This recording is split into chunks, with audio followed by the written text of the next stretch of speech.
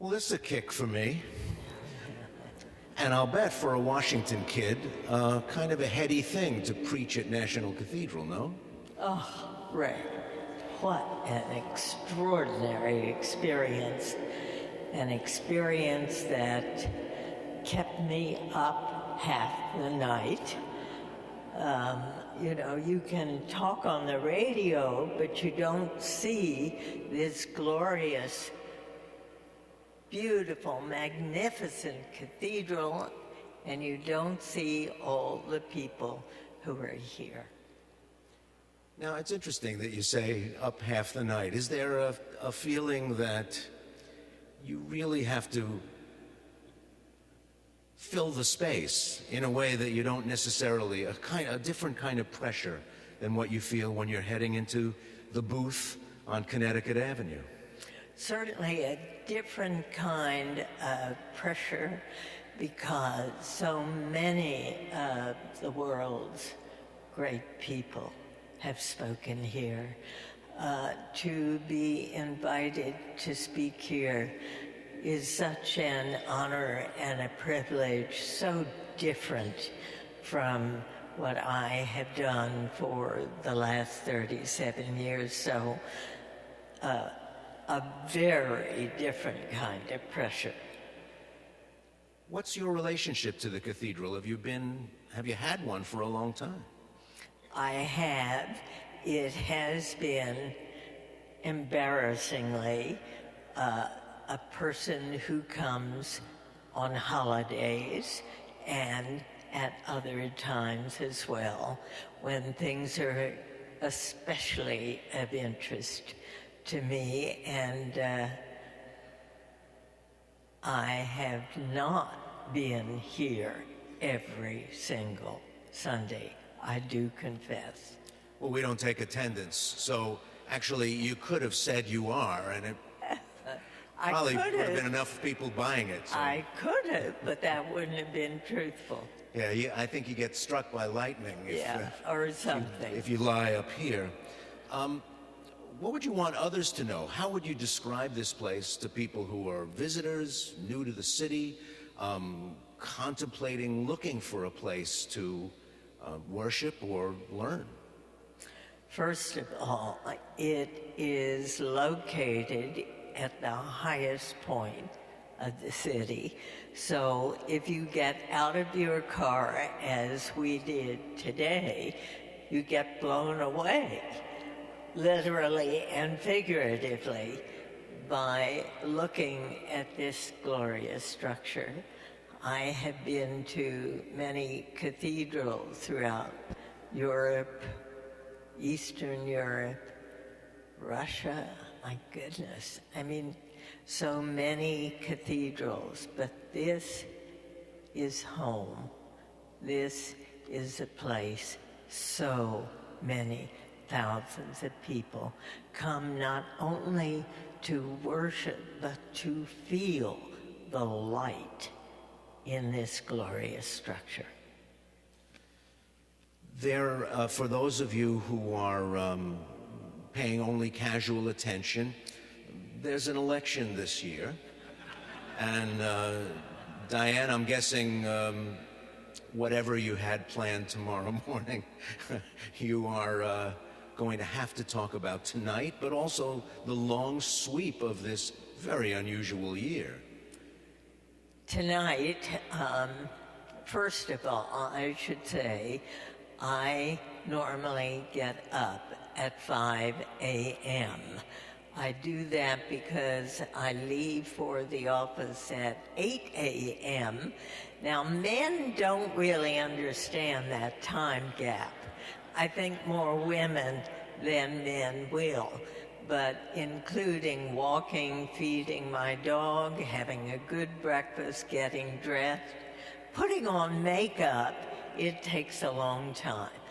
I am usually trying to be in bed by 9 or 9:30 because of that 5 a.m. wait time. Tonight, the debate begins at 9, goes for 90 minutes. Who knows what to expect? I hope that the debate will be civil. I hope that each of the two major candidates will listen to each other. And I hope that tomorrow morning I, along with the journalists we have lined up, will be able to discuss issues that are raised this evening. Issues, for example, such as immigration, such as Social Security, such as foreign policy, all the issues that should have been discussed during this election period. Instead, sadly, thus far, it's been a back and forth of accusations, both real and fictitious. And sadly, we have not yet learned much in the way of substance about what will happen after the election. Well, unlike a lot of national public radio programs, certainly, you open the doors and let the public pour in. Now, election years are often divisive. That's the nature of elections. But is there a difference of degree this time around? Do you see something even more polarized happening this time? Most definitely. I think there are not only callers who call in and make statements that they have seen on the web or someone has posted on Facebook that may or may not be accurate. And we have to correct those in real time. And that's a new challenge. Most people who call into the program want to contribute something that is worthwhile. During this election process, there have been callers and panelists who've sort of gone off the mark. And Ray, you understand that as well as I. And there is that responsibility, that pressure on my part, on your part, on every host's part, to make sure we listen carefully and make sure we respond with accuracy. But at such a divided time, when you do that, especially right in the moment, do you open yourself to accusations of bias, of having your thumb on the scale? Of course. I mean, I have been called biased from both Palestinians and Israelis. I've been called biased by pro-gun, anti-gun. I've been called biased by pro-choice, pro-life. I mean, I think that the fact that I am called all those things is probably exactly as it should be. As you begin a different part of your public life, as one part ends, another begins, you're stepping out a little bit more publicly and beginning to talk in a more public way about the right to die with dignity. A lot of people who don't know you personally may not know about your introduction to this issue, your passion for it. Let's talk about that now. My husband, John Rehm, died 2.5 years ago after suffering from Parkinson's disease for about 9 years. At the end, he was in assisted living, and one day he said to me, I would like to have our son David, who is here this morning, in the room with us. I would like to have our daughter, Jenny, on the phone from Boston. I would like to have our doctor and you in the room. At which point he said to the doctor and to all of us, I can no longer use my hands. I can no longer feed myself. I can no longer walk from here to the bathroom. I cannot do anything on my own. I am ready to die. Doctor, will you help me? Under the laws of the state of Maryland, the doctor had to respond. I am not legally, ethically, or morally able to help you. The law does not allow for physician-assisted dying or death with dignity in the state of Maryland. My desire is to see that each of us is allowed to make a choice.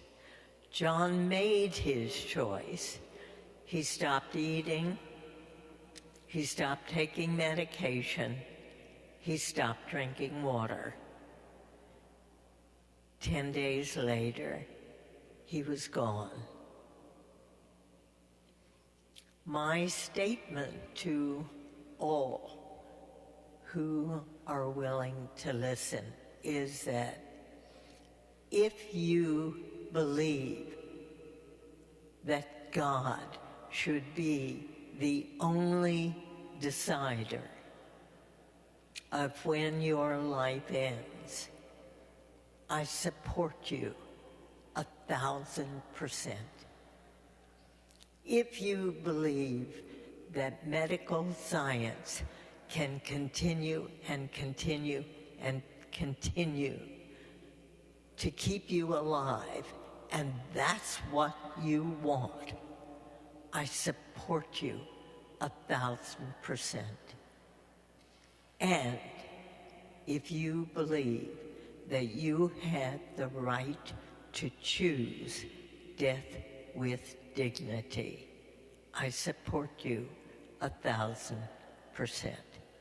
And that will be my message going forward.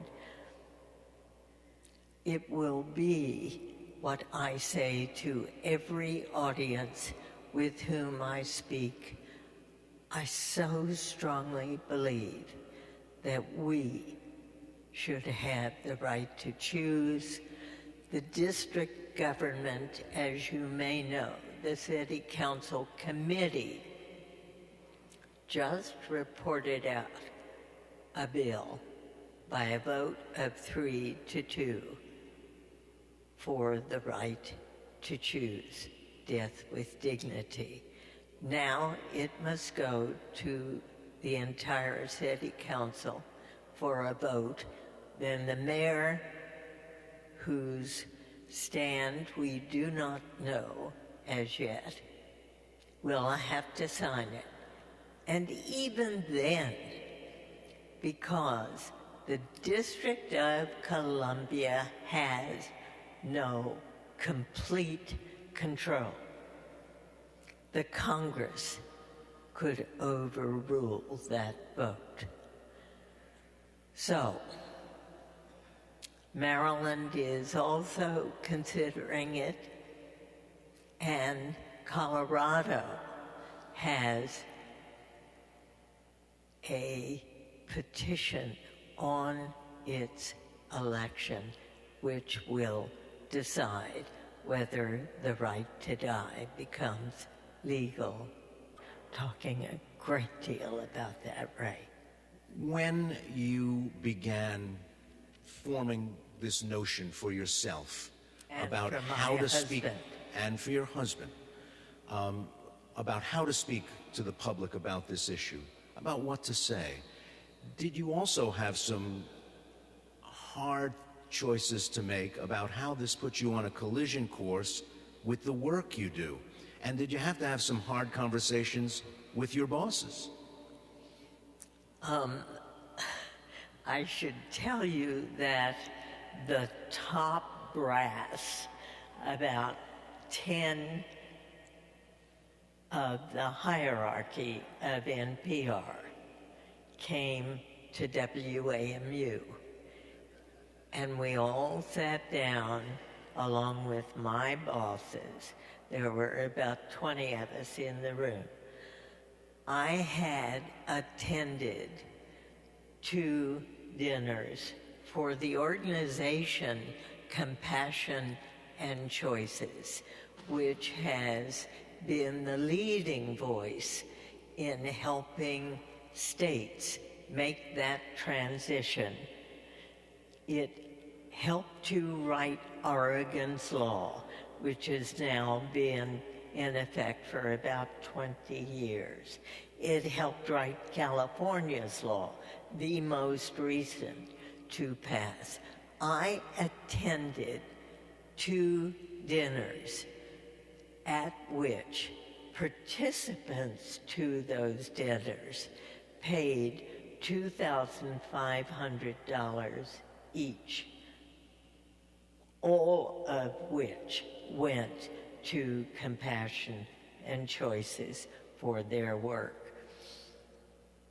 There was no money that came to me, and I was not there to promote Compassion and Choices.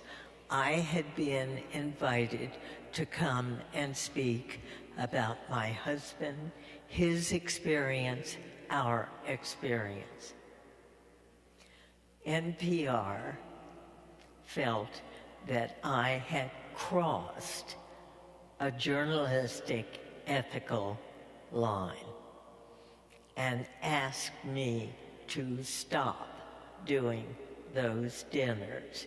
And when I hosted programs about that subject, death with dignity, to identify myself as an advocate for that point of view.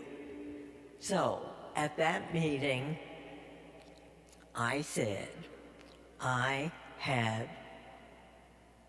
promised to do 3 dinners. I will do 1 more. And they said, fine, and no more. Be thinking of your sharp, interesting, thoughtful, and brief questions. We'll be getting to them in a moment. You've been talking to guests and welcoming them into your studio now for thousands upon thousands of hours. Are there, even with this number of shows under your belt, some favorites in the course of 40-plus years? Is it more a big satisfying ocean rather than a couple of standout moments? How do you look back on all that time as you get ready to stop doing it? Well, I must say, being the first radio journalist to sit with a sitting president and do an interview in the Oval Office, pretty darn special. Being a radio host who did the first radio walkthrough of the White House with the First Lady, also a huge, big deal. But I think one of my very favorite interviews was with Fred Rogers. Dear, dear Fred Rogers. My son and daughter tell me they don't remember this, but I was at home for 14 years raising my 2 children before I began a career in radio. And I would save my ironing until the end of the afternoon, until 4 o'clock, when Mr. Rogers came on the air. And I'd sit those 2 kids down there to watch with me, because I happen to think that Mr. Rogers was one of the greatest teachers, not only of children, but of adults, to have ever come to all of us. He was a lovely man. I asked him whether he ever got sad. He was playing his piano. He was in Pittsburgh. I was in Washington in my studio.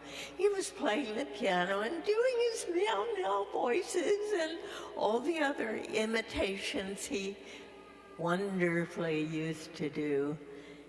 And then I said, I wonder if you ever get sad, Mr. Rogers. And he said, oh, yes, I do.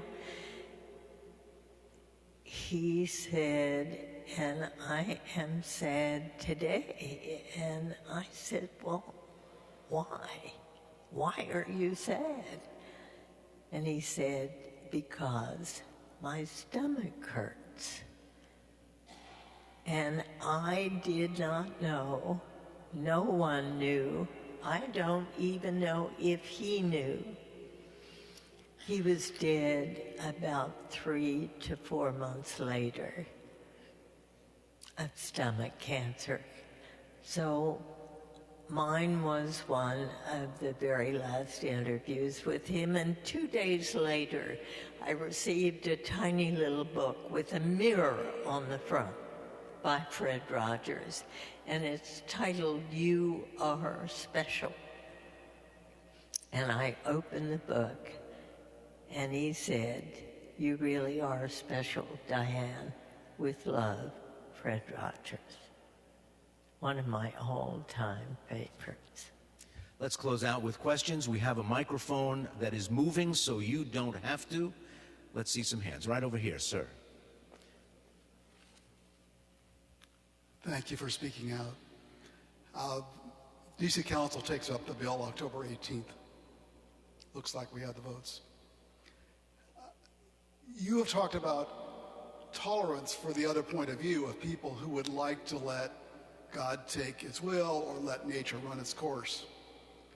The difference is that the people who oppose this would put you in jail and would put your doctor in jail. Isn't that the difference? What has happened in California is that the California Medical Association decided to stand back and not take a position. I thought that was very wise. They decided simply to listen to the will of the people. I think what the city council has already heard is the testimony of more than 100 people. And they will now, having listened, make their decision. Of course I don't want to see doctors put in jail. Of course I don't want to see individuals persecuted or prosecuted if they choose that decision. But my belief is that people should have the right to choose, and that means no one would be forced to make that decision. No one could be moved to make that decision if he or she were against it. And that is my feeling. Thank you. Yes, ma'am.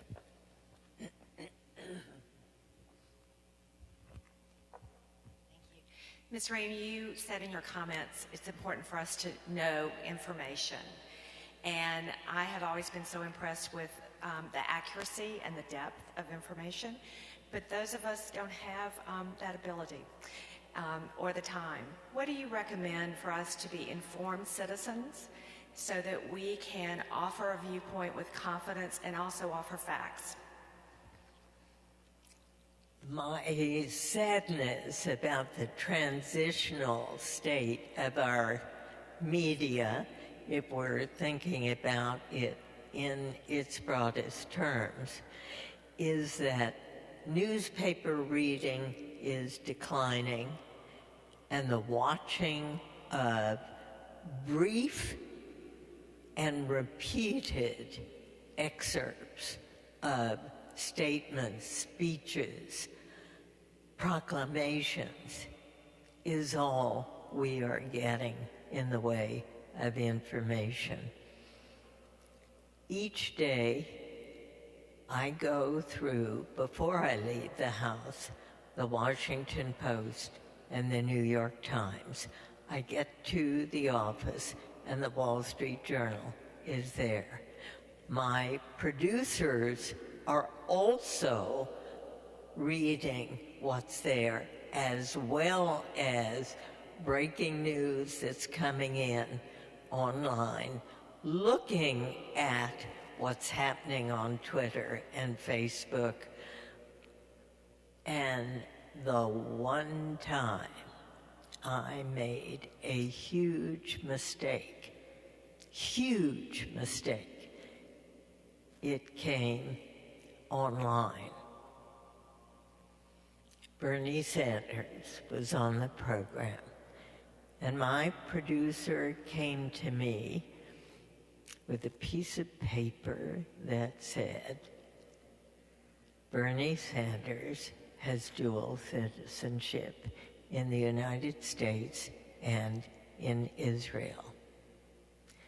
And I looked at it, and I read it, and I looked up at her, and I said, where did this come from? She said, it's all over the internet. Which it was. Which that didn't make it right, but it was everywhere. Exactly. It was everywhere. And she said, it's true. Now, in addition to his name were the names of certain generals, members of Congress, and others. And I stupidly, when Bernie Sanders was my guest, did not ask the question, but made the statement. I said, Senator, you have dual citizenship in the U.S. and in Israel. And he said, no, I don't. That's ridiculous. That's a myth that's been out there. And I pressed and said, I have a list in front of me. And he said, a list that is totally fictitious. Now that's how even I can get caught. And boy, it's happened once, it's never going to happen again. But I think you really, really have to do your homework in order to be prepared with the facts. I hope that answers it. Is there a specific date for sign-off? The last day of the year. Any specific plans about what happens the day after the last day of the year? For me, I'm going to sleep past 5 o'clock.